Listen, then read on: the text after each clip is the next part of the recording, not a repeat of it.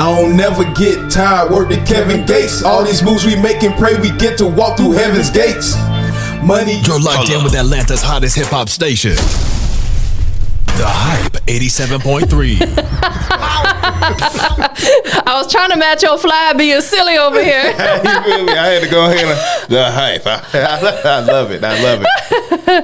We got the comedian in the building today. We're doing some stand-up comedy. I'm trying to tell you, Kevin Hart, watch out. No, I think you might be a little taller. You know what? I'm trying to tell you, you got to look up to the. No, I ain't gonna even do it. Ashton Reynolds, good morning. How you doing today? I'm doing great. How about yourself? Man, we've been cutting up. I'm having a good time already. Thank you for asking. Hey, for sure. I'm glad. 100%. Yes. So listen, I just want to dive in because you have a lot going on. We were already kind of, you were sharing some things with me that, you're working on right now that you've been working on.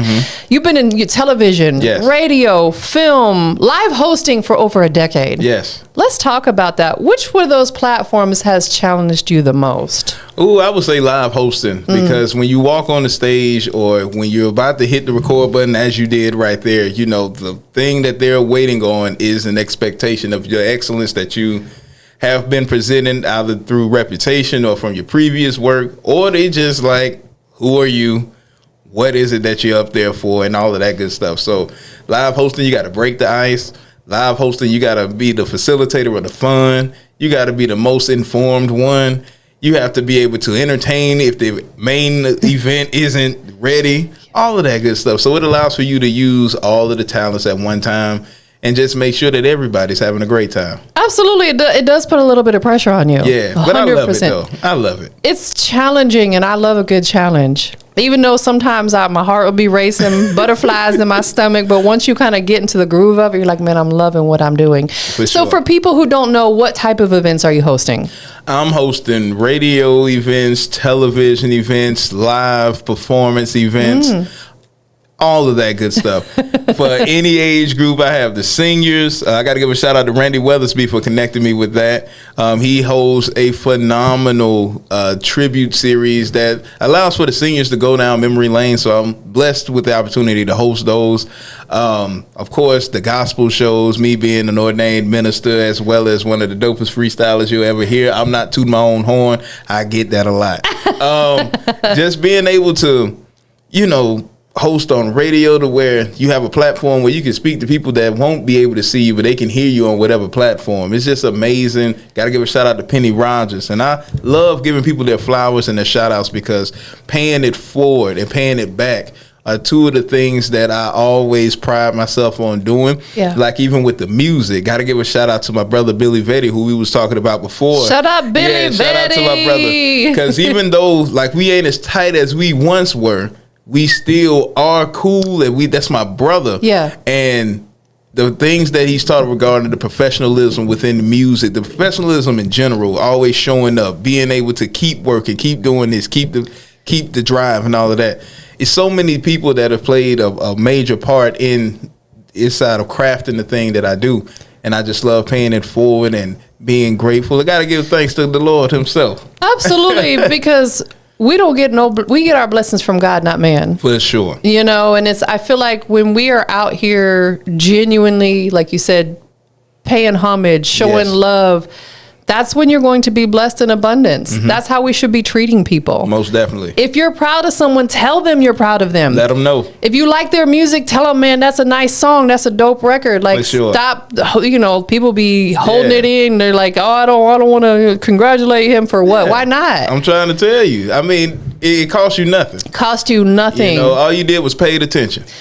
It's just some people just prideful. They just too prideful. Yes. So you grew up in Atlanta. Yes. Would you say that this beautiful city of Atlanta, I love it here. Yeah. I don't like the traffic, but I love the city. I love the people. I love the culture. I'm trying to tell you. Did it influence you to dive into all the avenues that you've been taking? It does, because, the entertainment scene here is so diverse, and because it's diverse, a lot of things that represent you, it has the possibility of being accepted. You hear all the different flavors. You got Outkast, the rich kids, T.I., the Future. You got now Billy Vetti bringing something in, and then I bring something in. Then you got 1K Few on the gospel side, Canton Jones on this side. All of this here is a great entertainment melting pot. And if you have a voice and you want to get heard. I know Atlanta is known for having a particular sound, but at least you get an opportunity with all of these great platforms, such as this one right here, and a multitude of others to at least allow for somebody to hear it. And no matter where it's at, they'll be able to extend your reach. So I think it's amazing. Absolutely. And that's something that I've prided myself on. I will allow any genre of music on the station. You know, my biggest thing is I just ask for it to sound good, quality, good mix and master. You know, that's why I always like to hear the song first because, you know, some artists aren't quite there yet. But it's like I want to be able to put spotlight and shine on all genres of music because I feel like all of them produce something beautiful. It does. All right. So this might be a difficult question, but I'm going to ask it anyway. Talk to me. You from Atlanta. Yeah. Atlanta. Yeah. You say it right. Atlanta. Yeah. There we is. If you had to put that one artist or group at the top of the totem pole of your all-time favorite, who would it be? Oh, I know it's difficult because Atlanta has a multitude of superstars. Yeah. Well, I'll do it like this. I go Outkast. Lyricism blended with live instrumentation, blended with a positive message, blended with people who came in during a time where the East Coast and the West Coast was going at it. And they still won an award and said the South got something to say. When I saw that, I was like, oh, yeah, y'all definitely do got something to say. And then each album that they put out, you thought you was getting one thing. They produce a whole new sound, but their essence stayed the same. Yeah. So you start seeing how individually how they thought, yet how cohesively it worked together. That was a beautiful thing. And when me and Billy Vetti worked together, that's the kind of vision that we had. You know, he was the big boy. I was like Dre. Yeah. You know, because I was going there. I play a piano. You and Dre Slick could be related now. hey, Dre called me. I know that's right. That might be your cuh. Somewhere down the line. You know? For real. But funny story. So my uncle, he told me that, you know, before they got famous, you know, they worked at his job. Oh, okay. And so, you know, Southern Playlist that came out, you know, they had won awards and all of that stuff, but the money hadn't really hit yet until they, you know, until I think the second one, the third album. Yeah.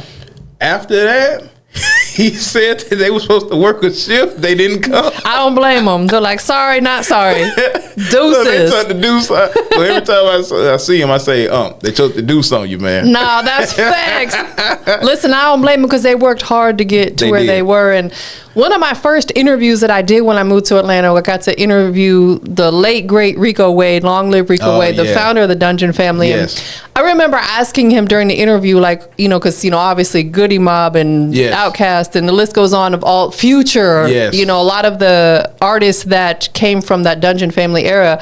I said, what's one of the most important steps that artists can't skip on the come up? And he said, promo and marketing. They have to promote themselves. They have to market themselves. And I was like, that is the biggest facts ever. And I feel like that's a step that a lot of artists miss and skip. They want to go straight to the top, but they're not advertising themselves. Even the biggest companies out here still run ads. They still have billboards. They still have TV commercials. Yes. I see McDonald's commercials. Yes. We all know who Mickey D's is, even though I don't eat there no more. You know what I'm saying?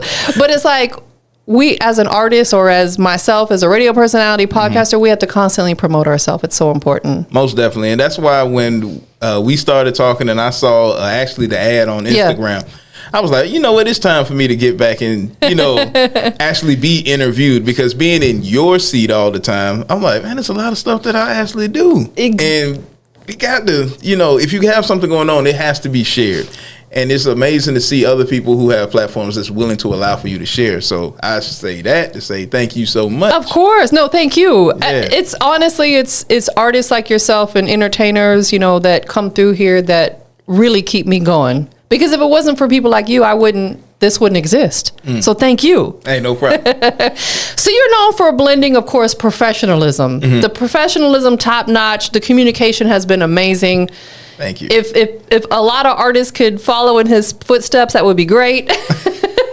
But also humor, music, and then, of course, faith. Yes. When did you realize that combination was like your superpower?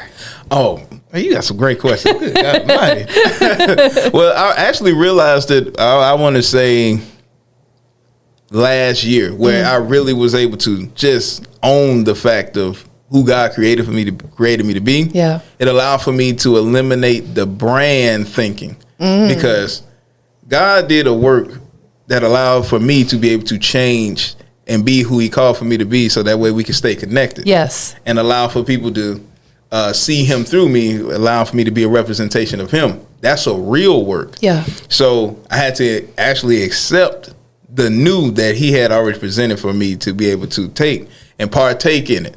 And so by doing that, I was able to see exactly what it was that God was saying and truly embody the phrase, which is on my hat. If you can see it, the blessed side is the best side. And so that had to be something that you really had to accept, really had to embody. There it is. There it is. Whoop, there it is. Whoop, there it is. I'm trying to tell you, tag teams. I'm trying to tell you. Back again. I'm trying to tell you, like we never left, But that's really what it was, And then I realized, I'm like, man, you see certain qualities before, you really allow for God to take center. You see certain qualities that he has blessed you with. And so I'm like, okay, I see him in this. Yeah. I see how people feel when I do this, but let me give this back to you so that way you can orchestrate it, so when people see it, it don't have any selfish intent. Like, for instance, with music has such a powerful hold, and it's a powerful universal tool. If my desires of, hey, I want this girl right here, I want her to feel this way, and it happens, then I misuse the blessing that God gave me. I didn't want that. I wanted people to be able to hear Ashton Reynolds, see Ashton Reynolds, and say, I can bring my kids to go see him. Grandma, get up out that bed and let's go see Ashton Reynolds. That's what I wanted. And so that's when I was been able to own it. And I really started owning it last year. And then I just said, all right, God, perfect it. So it led to me winning Host of the Year last year and this year. The Cool Experience winning an award this year. Shout out to the 5 Awards, Brian Brewer. Man, much love to you. Whoop, and so, whoop. That's what happens, and then I just let him continue to do his thing. So when you see me, you see all the jokes and all of that stuff. Before the camera turns on, you get that. When the camera turns on, they get that. When the camera turns back off, they're left with the perception, and you're left with the recollection of the fact that the person is exactly who he says he is. So that's what keeps me going. That's the most important thing is, who you present to the world, that needs to be the same person. Yeah, we can maybe tone it down a little bit when we're at home, but you're still the same person. Same person. I want to dive in on a topic that's just really near and dear to me that I talk about often, and I feel like that you're somebody I could relate to on this. When God calls us to do something, we have to be obedient to it. Got to. What is, for people who don't understand what that means, in your words, what does that look like? Like, some people may miss the signs. God talks to us. He will let us know whether it's we're listening, we're visually seeing. What does that look like for you? For me, there's been times where I've been by myself and I would feel a pull to do something. And you may get scared because that's something you know for a fact that that's what you're supposed to be doing. But the thing is, a lot of us, as a result of us being in society and in a place where, let's be honest, some things we want to do, we want to be accepted, have friends and things of that nature. Yeah. You start thinking about perception. You let the outside start, dictating whether I'm going to do this or not. You heard the call beforehand. You know what it is that you're supposed to do. And I come across many people all the time that say, I know I'm supposed to be doing this, but if the creator who made this day and saw for a fact that I want you to be a part of this day, and I gave you an assignment, and you're going to keep hearing it, because inside of your mind, the Bible says the worm never dies. That's your brain. It's going to replay in your mind. Yeah. The initial instruction. So if that initial instruction, despite all that you're doing, still seems loud, like you're supposed to be cooking, you're supposed to be serving in the communities, but you keep picking up hours at your job because you allow for your bills and your spouse and your family to say, you're not doing enough, you got to do this, but God is calling you to do this over here. The more you suppress it, the less satisfaction that you will get. And you will start feeling a sense of depression. And I always tell people, depression needs something to press down on. So if you're not following God, then the enemy presses down on your disobedience, causing for you to run away even more because you start thinking that that's God punishing you, where in actuality, that's the enemy putting pressure on you because he's trying to convince you to say, because you are being disobedient, then God does not want you. But actually, God is calling the real you that you are denying because you're running, trying to be a you that should be acceptable in society. So I say all of that to say this here. God puts a call out because if you look in the Bible, when he said, Adam, where are you? He's calling Adam, the Adam that he knew, the Adam that he created, the Adam that he loved first. So if he's put a call on your life and he's calling the you that he knew first, not the one that you have formulated and fabricated to please people, he's calling the you that he created, that he knew before you were formed in your mother's womb. That call is attached to that person that God is calling. So that's where Jesus comes in to make you over. Because, you know, Adam and Eve, Adam ran, Eve ran with Adam. Adam had shame. She had a worldly, like, wow. So if you are running from God, but yet you have this perspective of this is who the world wants me to be, but God is still like, Adam, hey, where are you? Where are you? He knows where you are, but he wants you to say, here I am. So that way, that call that he put on your life, he can go ahead and utilize it. And you say, hey, come on back home. And you're with the blesser who will give you all the blessings that are pure and to bless everybody. And everybody will see why the blessed side be the best side. So blessed side is the best side is not something that's for me, but it's for everybody. Everybody. So it's a way of life. It's a way of life that you come into agreement with after you answer the call. Listen, I love that because I speak about it often, but I feel like hearing it from other people, it can set in a little bit more because you're right. People are so caught up on perception of what other people think about them. Yes. When really at the end of the day, they might laugh in the moment, but they go home and they got their own problems to deal with. They're not going to bed thinking about what you got going on or what I got going on. They got their own problems to worry about. So put that pride to the side. Yeah. Stop worrying about the perception of what people think because really they don't care. Right. You know, and be obedient. Right. But here's the beautiful thing about the body of Christ, though. So for those who don't know out there, you know, there might be another faith or just never heard of it. Yeah. There's a thing called intercessors. So intercessory prayer is basically people who stand in the gap for those who can't pray for themselves. So if you feel like you are alone, brothers and sisters in Christ are actually up at the what is called the watch night hours. Watch night hours extend from midnight to like 4 a.m. Whereas some people might call it the witching hours, where many people might be, you know, it's a lot of high spiritual activity going on. Sure. Where there are people who I know for a fact, when you're by yourself the most at that time at night, when you're up and your mind is wrestling and you don't know where to go, I promise you, and I'm one of them, we up and we are praying for you because of the simple fact of those prayers allow, the Bible says the fervent prayers of the righteous availeth much.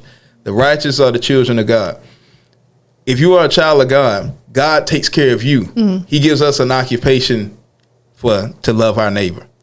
So anybody can love anybody, but the difference is a Christian is obligated to love you. Yeah. So the best way to show that we love you is by praying for you. Yes.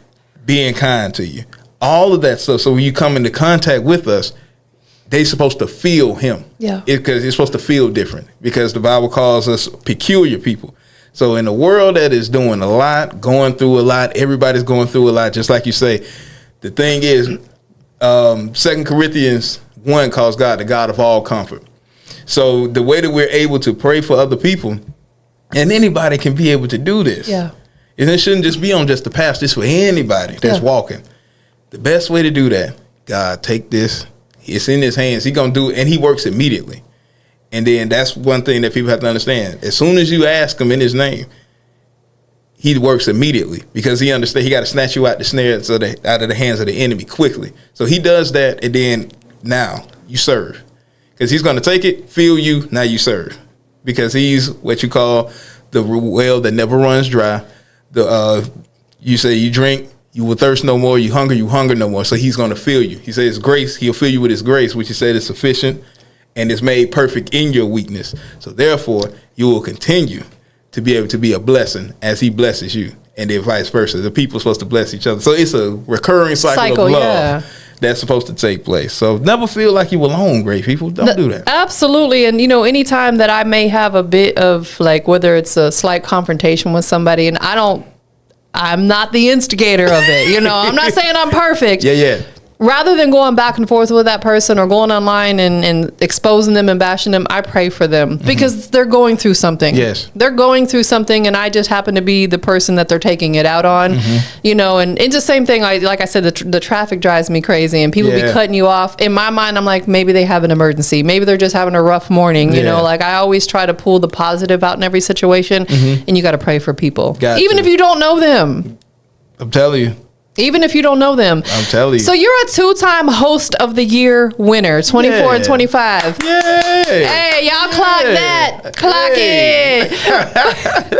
What do those back-to-back wins mean to you personally and professionally? Personally, that means that I'm doing the right thing. The things that, I've watched people like, such as yourself, you're in this position. I study, I learn, I watch, take note. All of the things they're working, so, and then professionally, you can step into, those are credentials. Yeah. You can step into a room, it's like, hey, 2-time host of the year winner. That'll make a head turn. You'll be like, last year and this year? Yes. And so for me individually to have something that I created, the Cool Experience Winning Award, that says professionally, Ashton is not only a award winner individually, but he's able to create something that is award worthy. So you can walk into any room with some leverage and also with a resume. And I think that people should be able to say that they're able to do that no matter what award you win or what award show, that is on your resume. Yes. So you should be able to use that. Just like you go into a job.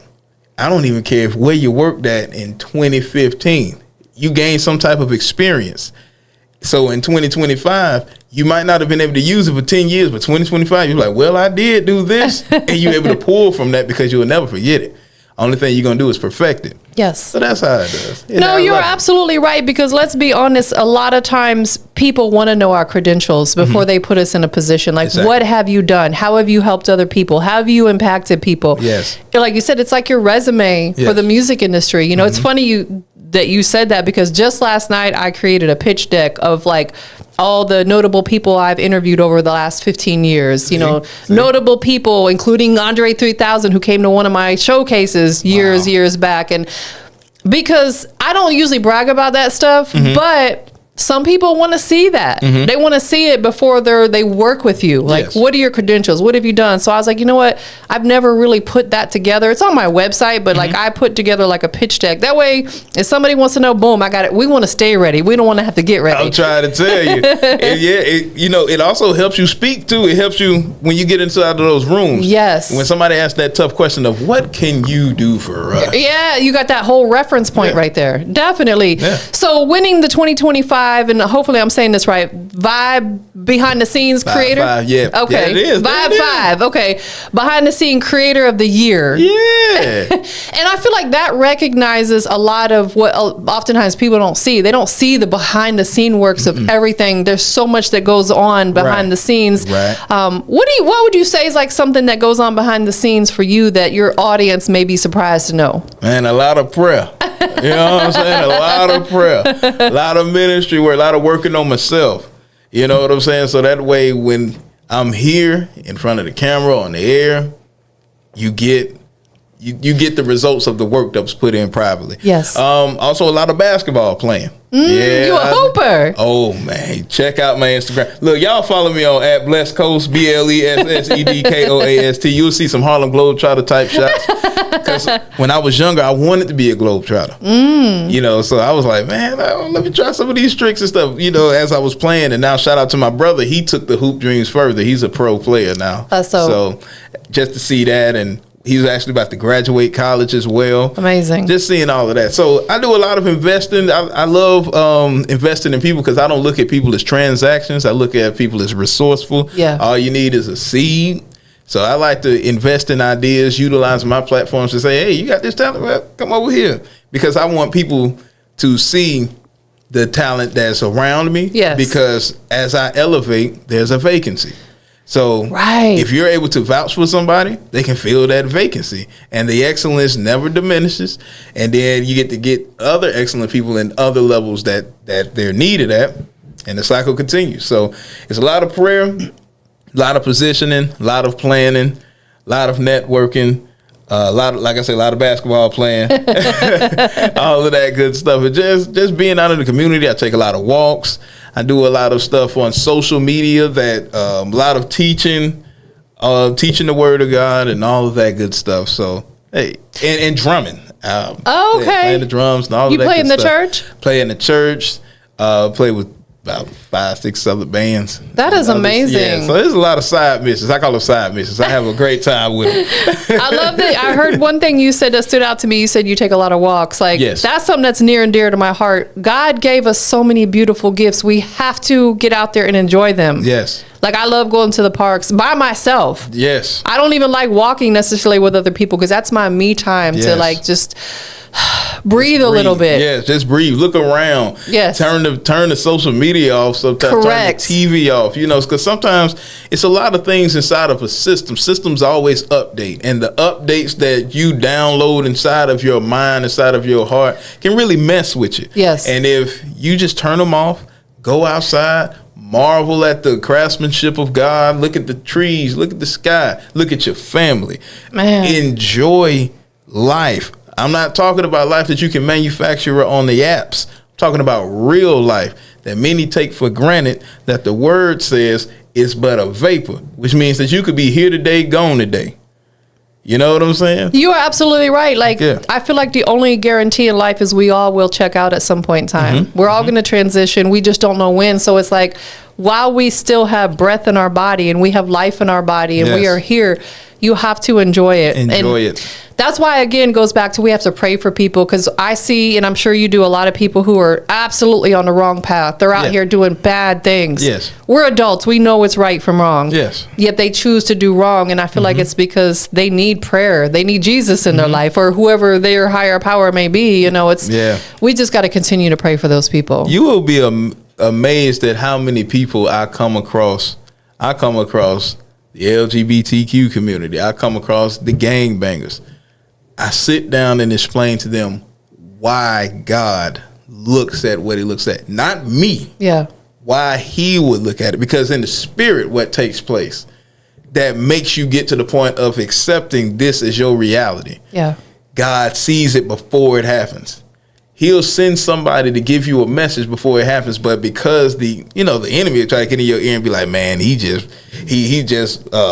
hates you. Yeah. He's attacking you. Nah.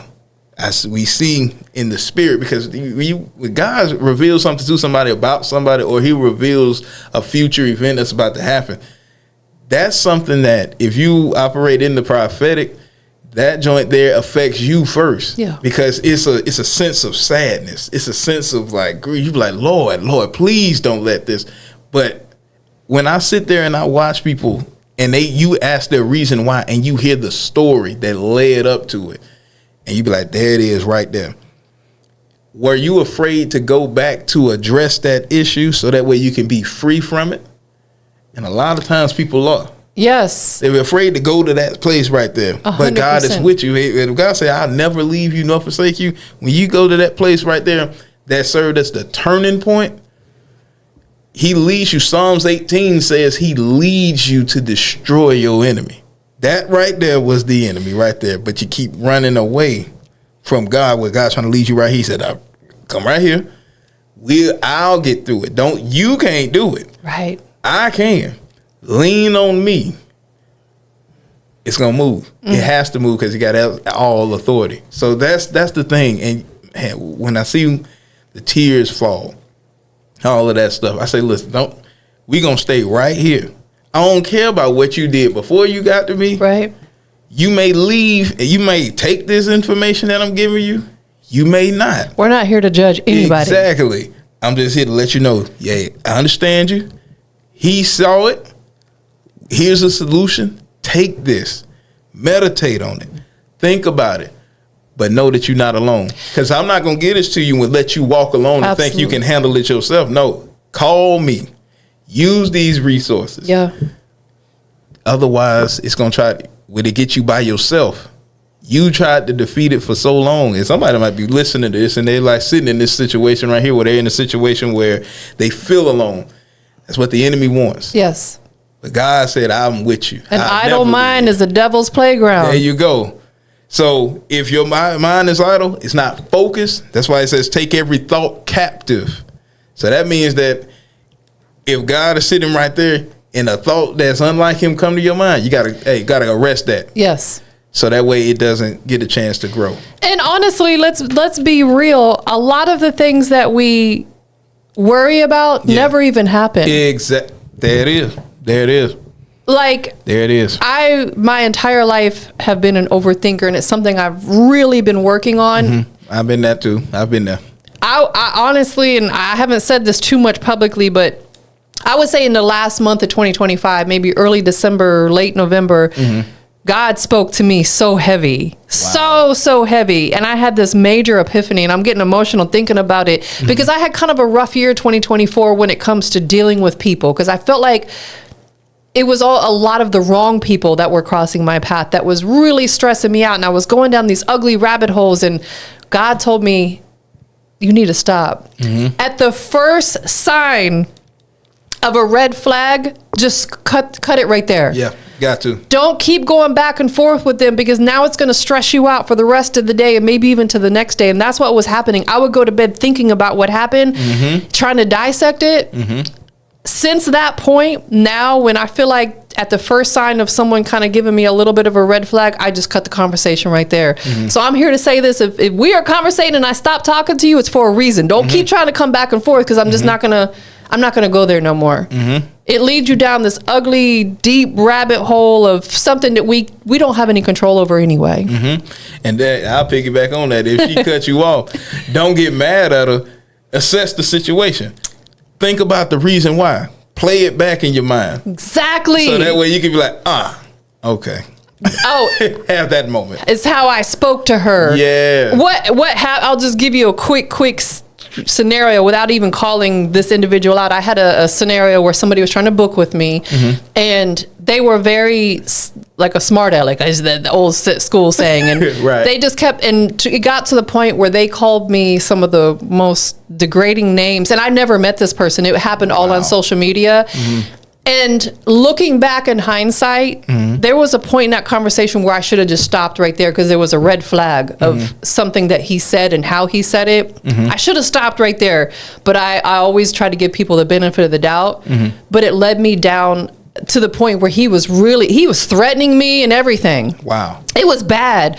God spoke to me that night and said, never again. Never again. You never again will you deal with this. And this is how we're going to handle it. Like you said, we will get through this together. Yeah. From that point forward, I have not experienced anything else like that.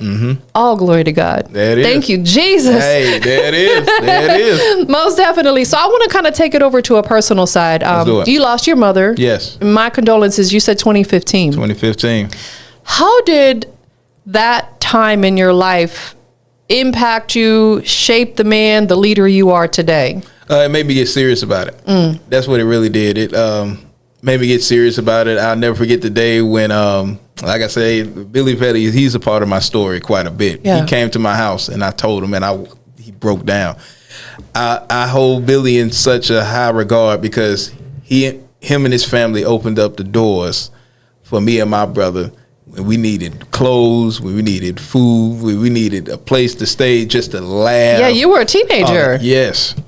But I've been taking care of her since I was 10. Oh, wow. Yeah, so she 9-10 years old. So she had her first stroke around Christmas time, 2004. So I have a little brother that's 4 years old. So I kind of had to mature quicker than most kids.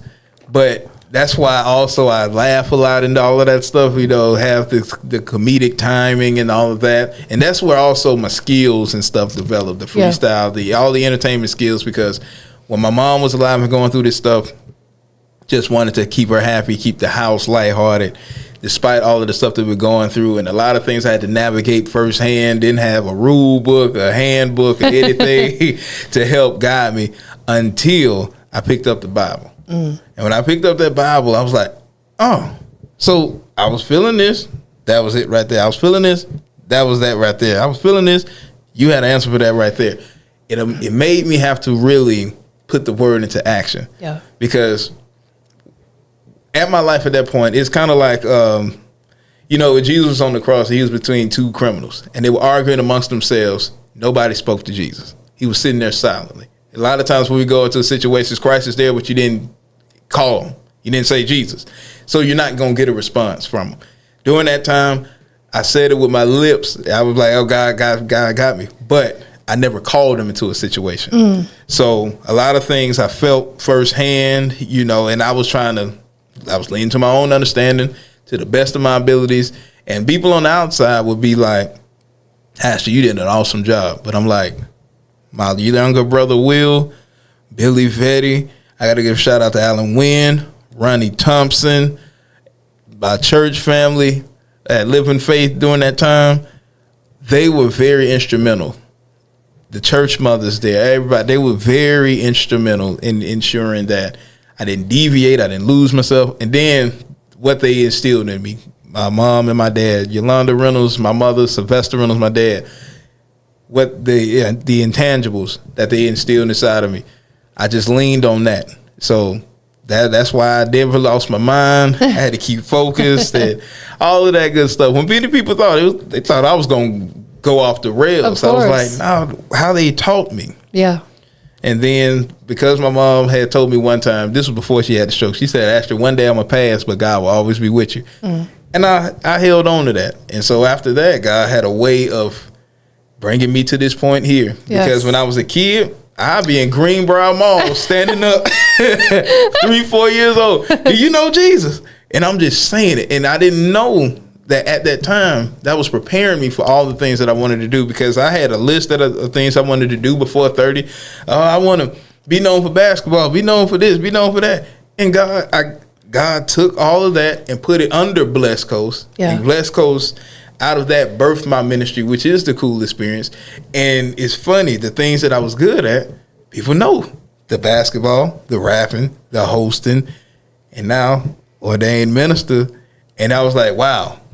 Well, you funny. Cause he a man of many hats, y'all. You know what I'm saying? It's only just this hat that can fit on the head. But y'all know what it is. Do you have a family of your own now? I am married. No kids. No kids, okay. But if you want to count all the kids that come knock on my door asking if I can come outside and throw the football, I got 32 of them. Got a whole football team. And then some. And then some.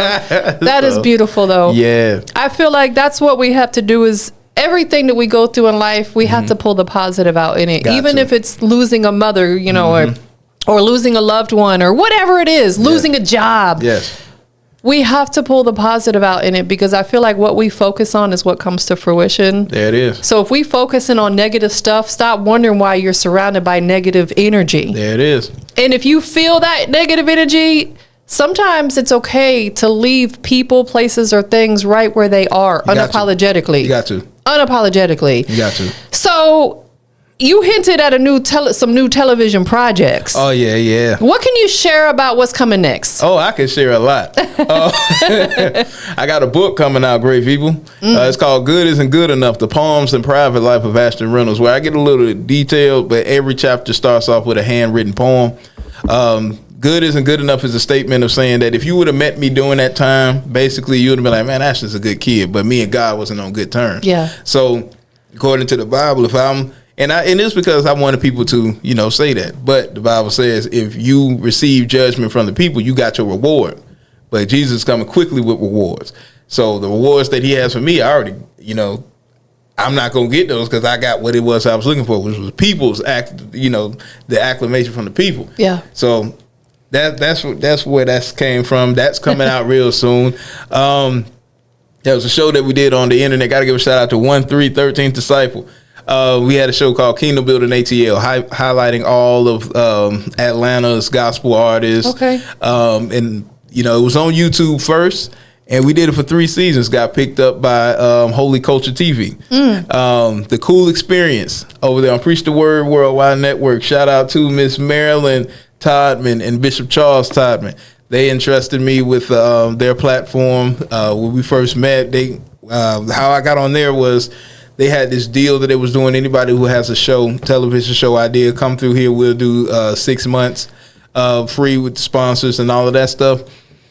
Now we about to be on the 3rd season. Listen, I know that's right. So, that's all God right there. Yeah, and so another thing. So the book's going to be accompanied by a music project. Okay, it's called The 61st Second. You know, a lot of times we dwell on things for a minute, but on that 61st second, what you gonna do after that decision's made? You gonna stay there, or you gonna keep it moving? So the 61st second is the start of the new that you will walk into. Didn't mean to make that rhyme. It happens sometimes.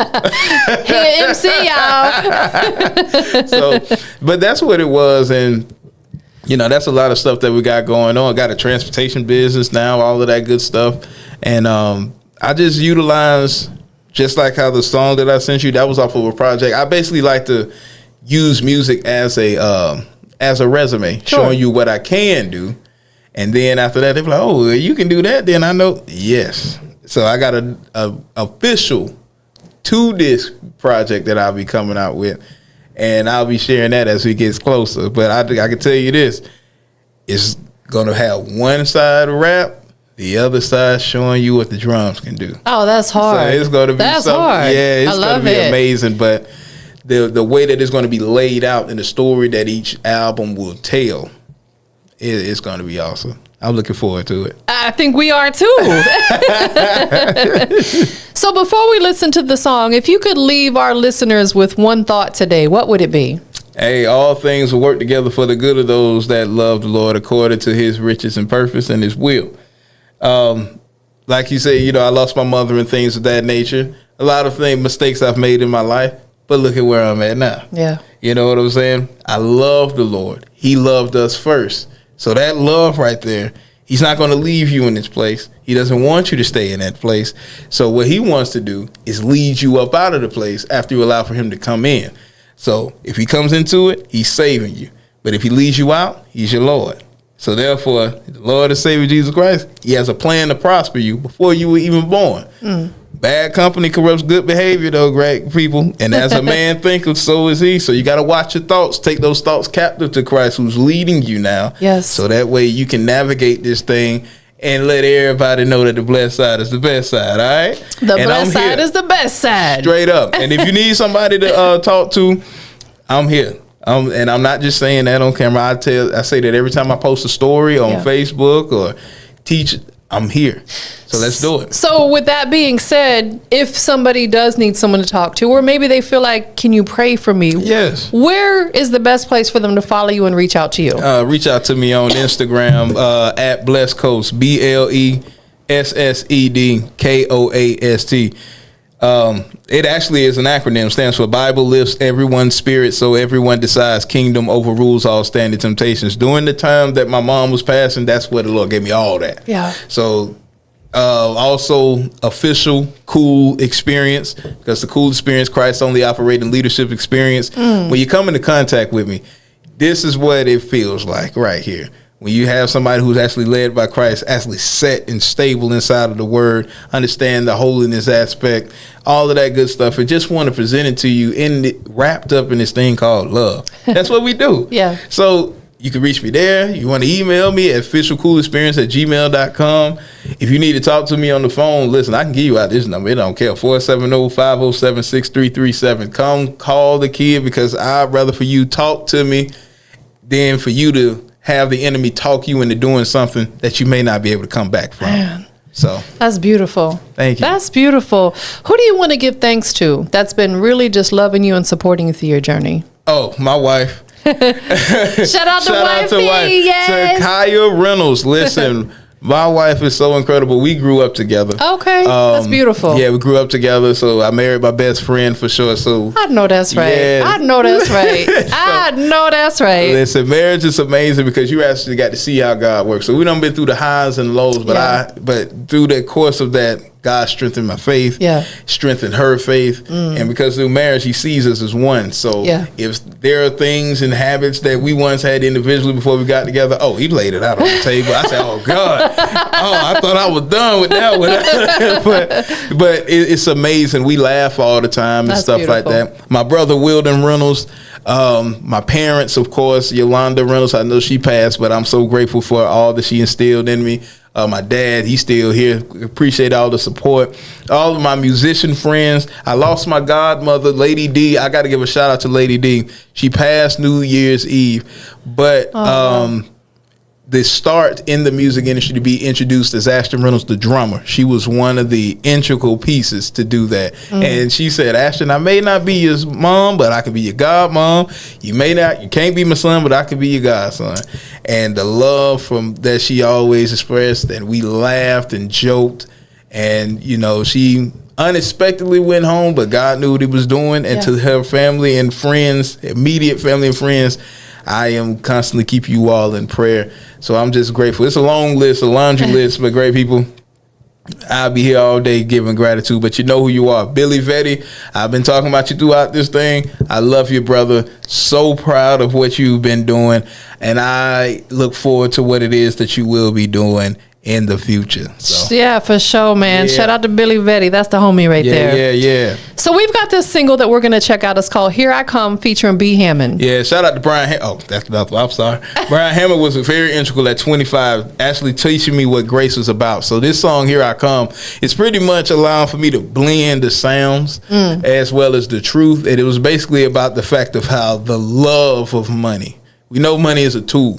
But the love of money, it makes your motives. It dictates some people's motives. Yes. So it makes, first of all, you devalue people. So that instead of looking at them as humans, you look at them as transactions. Yes. And you be like, you only talk to me if the money comes. I'm like, hey, people got problems.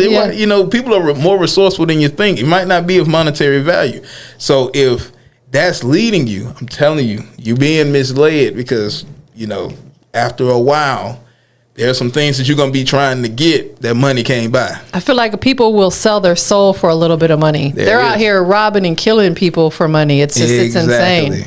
That's why the chorus is like, I ain't never going to stop. Word to Kevin Gates. All the moves we making, pray we get to go to heaven's gates. Money is the motive, man. I need that. And then when you think about that, you're like, wait a minute. Money is the motive, man. I need that. Hustle nonstop around the clock, boy. We sleepless. But actually, kind of are asleep because you didn't wake up to the realization that you will do anything if money is involved. Exactly. So that's what that's about. That's what this song is mainly about. Not all money is good money. There you go. My business partner told me that early on. He's like, because you have to be mindful of who you associate yourself with, who you do business with. Not all money is good money because people have bad intentions. Yes. And it could bring you down. It could bring your brand down. So I love what the song stands for. We're going to go ahead and check it out. Anything else before we check out the record that you want to let the people know about? The blessed side is the best side. That's about it.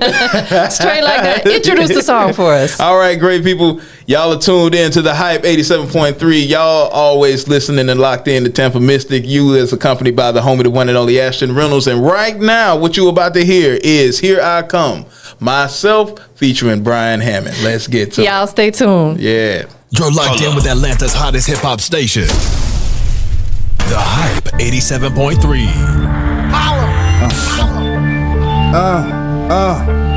See, I think we got one.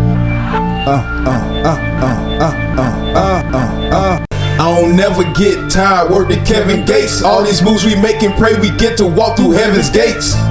Money is the motive, man, I need that. Hustle non-stop around the clock, boy.